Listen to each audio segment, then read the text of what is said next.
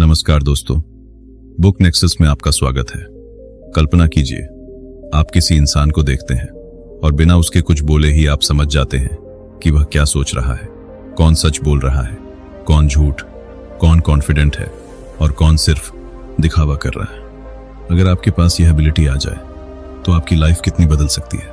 आप गलत लोगों से बच सकते हैं, सही डिसीजंस ले सकते हैं और हर सिचुएशन में एक कदम आगे रह सकते हैं। और यह कोई सुपर पावर नहीं है, यह एक स्किल है, ऑब्जर्वेशन की कला।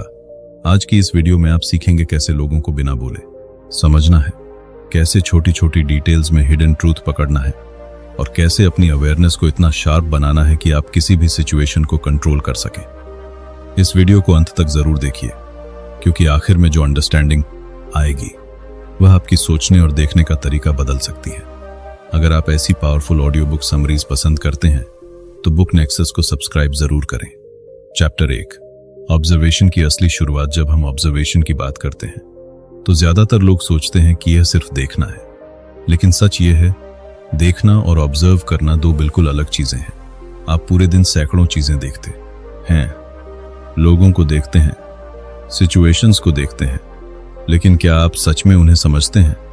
यही वह पॉइंट है जहां से ऑब्जर्वेशन की असली शुरुआत होती है। सोचिए, आप किसी से मिलते हैं, वह मुस्कुराता है, पोलाइटली बात करता है और कहता है मैं ठीक हूं।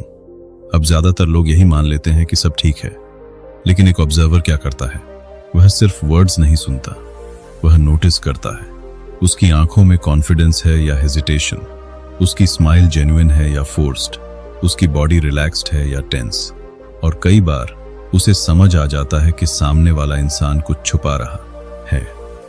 यही फर्क है सिर्फ देखने और सच में समझने का।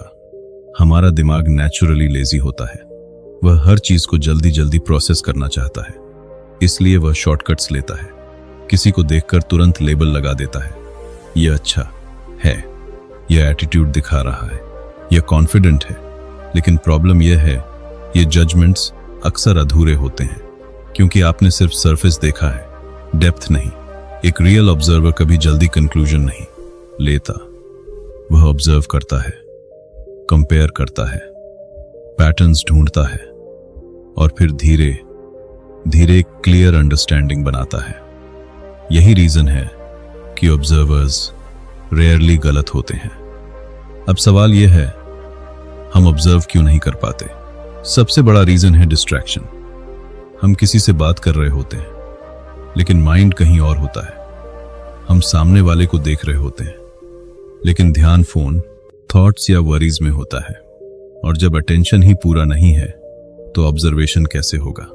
ऑब्जर्वेशन के लिए आपको एक सिंपल हैबिट डेवलप करनी होगी, प्रेजेंट रहना।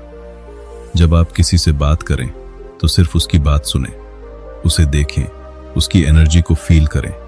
धीरे धीरे आपको चीजें दिखने लगेंगी जो पहले इनविजिबल थी। एक और पावरफुल चीज है डिटेल्स पर ध्यान देना। छोटी छोटी चीजें बड़ी सच्चाई बताती हैं।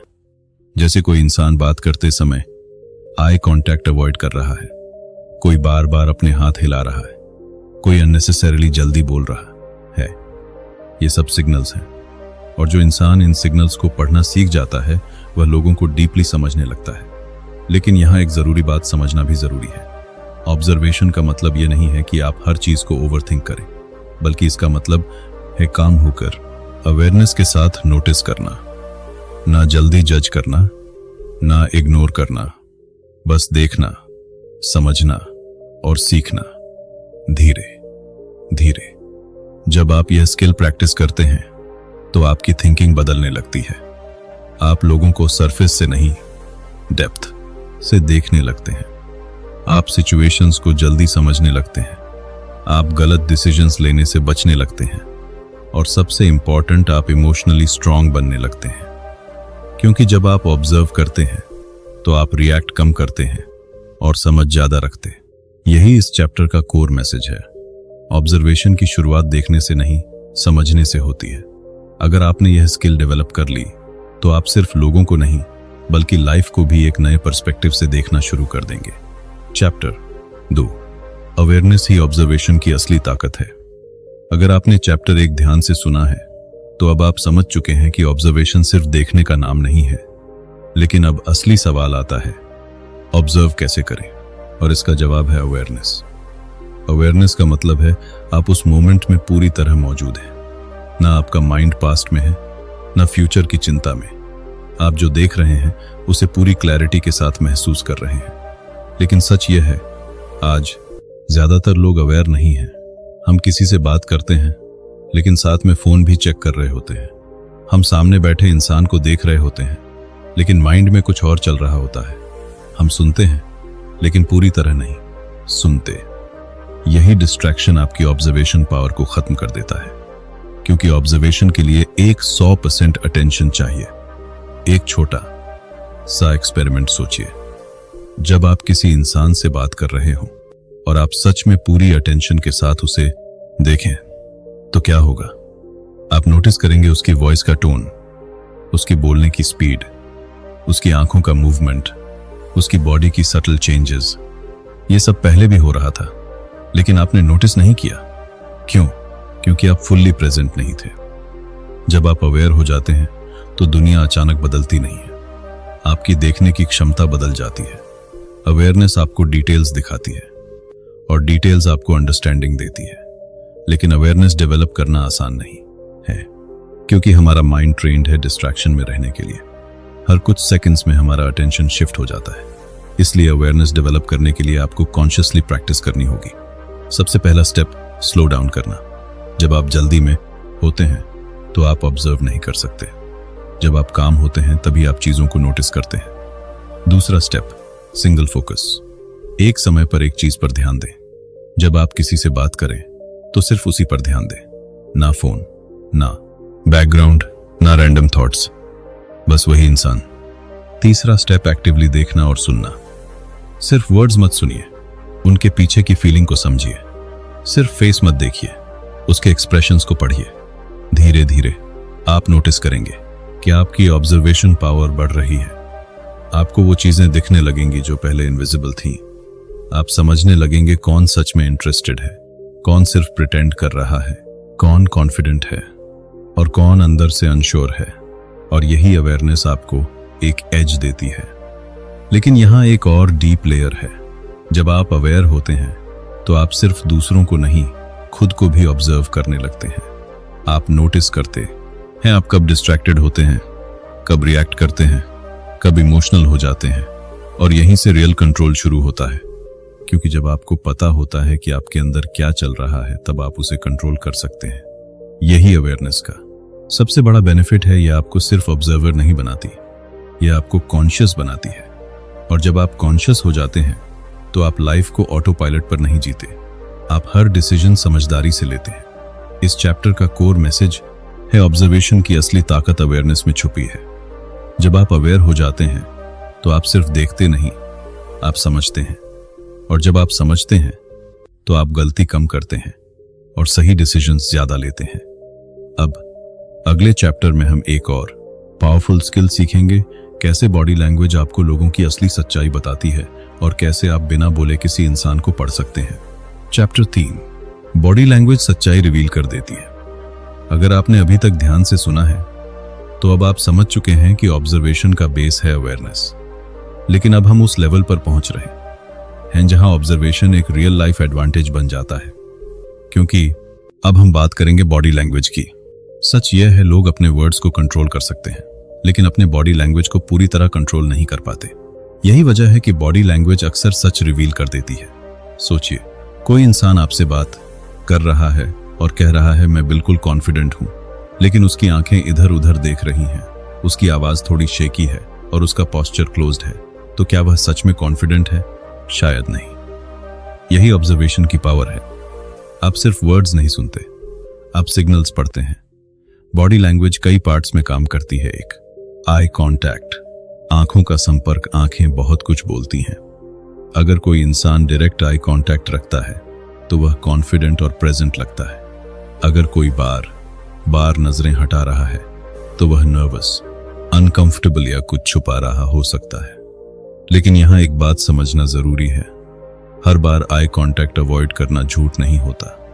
कभी कभी लोग नेचुरली शाय भी होते हैं, इसलिए ऑब्जर्वेशन हमेशा कॉन्टेक्स्ट के साथ करें। 2. फेशियल एक्सप्रेशंस, चेहरे के भाव। फेस इमोशंस का सबसे फास्ट इंडिकेटर है। कई बार इंसान वर्ड से कुछ और बोलता है, लेकिन उसका फेस तुरंत सच दिखा देता है। जैसे फेक स्माइल और रियल स्माइल में फर्क होता है। रियल स्माइल में आंखें भी इन्वॉल्व होती हैं, जबकि फेक स्माइल सिर्फ लिप्स तक रहती है। अगर आप यह डिफरेंस समझ गए तो आप इंस्टेंटली पहचान सकते हैं कि सामने वाला जेन्युइन है या नहीं। 3. पोस्चर। शरीर की स्थिति किसी इंसान का पोस्चर उसकी मेंटल स्टेट बताता है। ओपन पोस्चर, सीधा खड़ा होना, रिलैक्स्ड बॉडी कॉन्फिडेंस दिखाता है। क्लोज्ड पोस्चर, झुका हुआ शरीर, फोल्डेड आर्म्स डिफेंसिवनेस या डिस्कंफर्ट दिखाता है। जब आप ये नोटिस करना शुरू करते हैं तो आप समझ जाते हैं कि कौन कंफर्टेबल है और कौन नहीं। 4. Hand movements. हाथों की हरकत, हाथों की मूवमेंट भी बहुत कुछ बताती है। जो लोग फ्रीली हैंड जेस्चर्स यूज करते हैं वे अक्सर ओपन और एक्सप्रेसिव होते हैं। जो लोग अपने हाथ छुपाते हैं या बहुत कम यूज करते हैं वे नर्वस या गार्डेड हो सकते हैं। अब एक बहुत इंपॉर्टेंट बात, बॉडी लैंग्वेज को कभी भी सिंगल सिग्नल के आधार पर जज मत करें।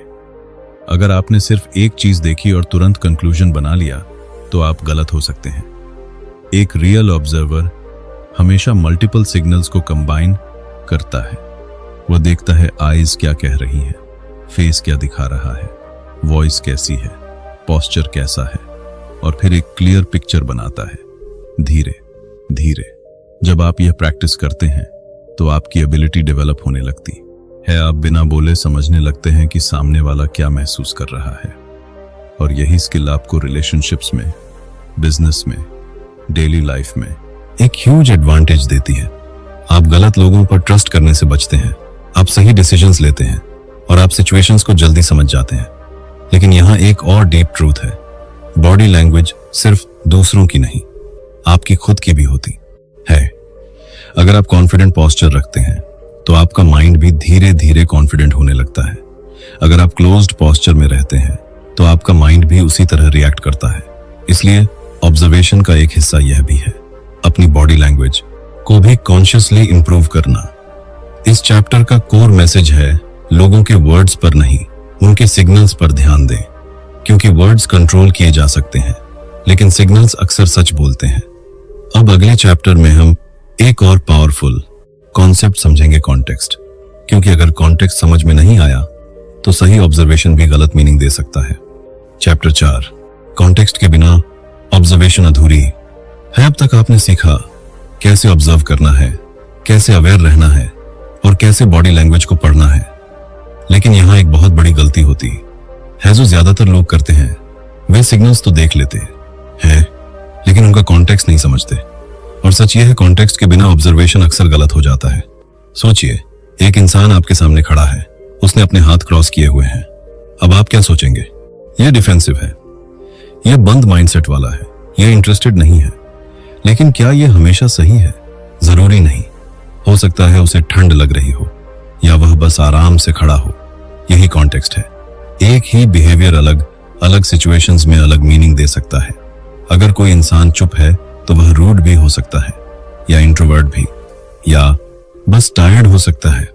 अगर कोई ज्यादा बोल रहा है तो वह कॉन्फिडेंट भी हो सकता है, या इनसिक्योर भी।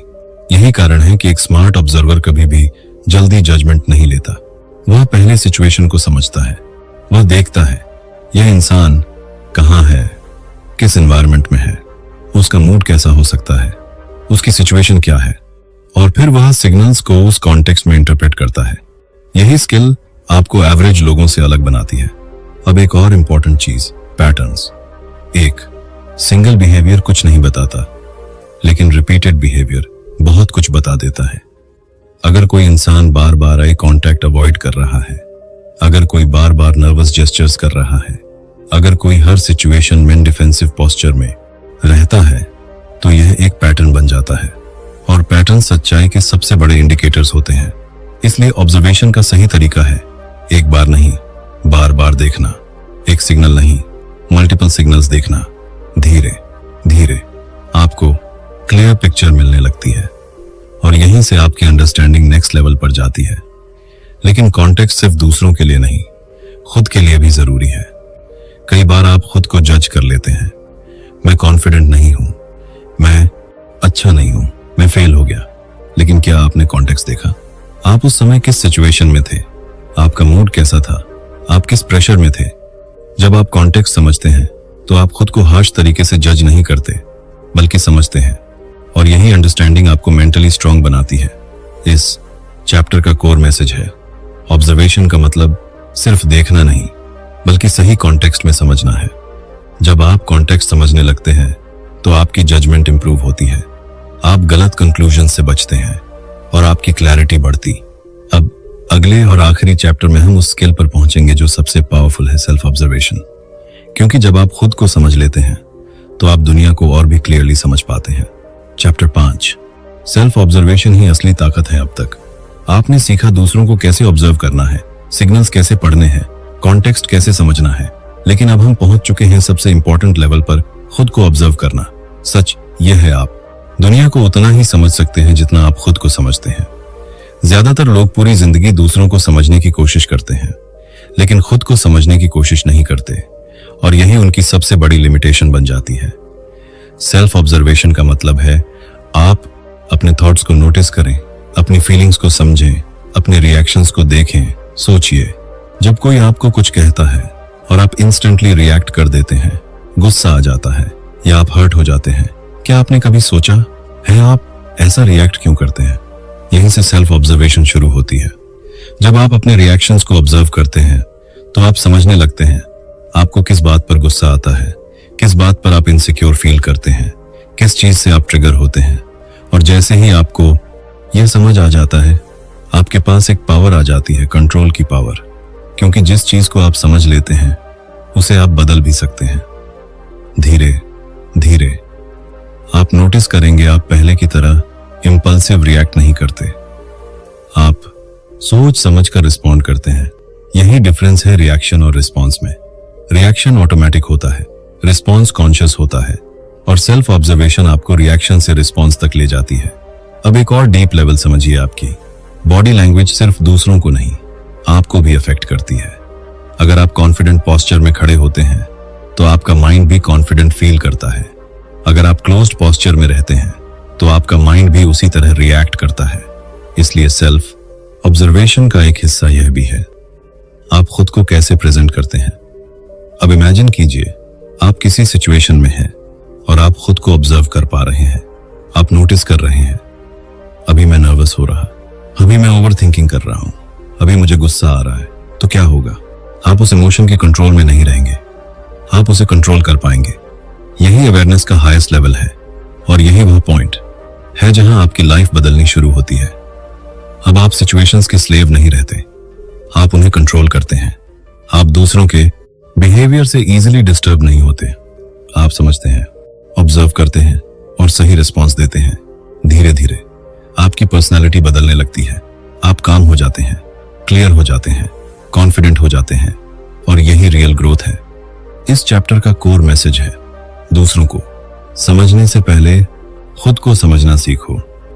क्योंकि जब आप खुद को समझ लेते हैं तो आप इमोशंस, रिएक्शंस और डिसीजंस तीनों पर कंट्रोल पा लेते हैं। और जब आपके पास यह कंट्रोल आ जाता है तो लाइफ ऑटोमेटिकली बेटर होने लगती है।